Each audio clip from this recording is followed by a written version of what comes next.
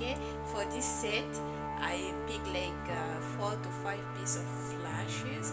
Without fanning them, I place them in each natural hair.